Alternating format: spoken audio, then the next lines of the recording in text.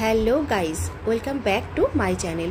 তো চলে আসলাম আজকে আবার অনেক দিন পর একটা মিনি ব্লগ নিয়ে।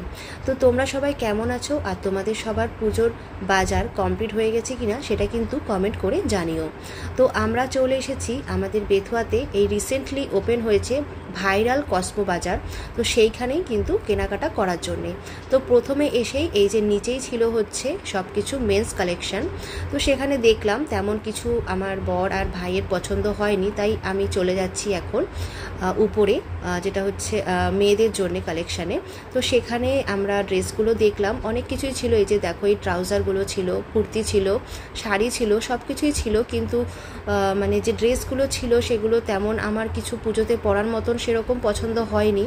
তো সেই জন্য আর কিছু নিলাম না। এই যে বিভিন্ন আরও জিনিসপত্র ছিল, অনেক কিছুই ছিল, সেগুলো সব কিছু দেখলাম। যেহেতু তেমন কিছু পছন্দ হয়নি তাই আর নিলাম না। তো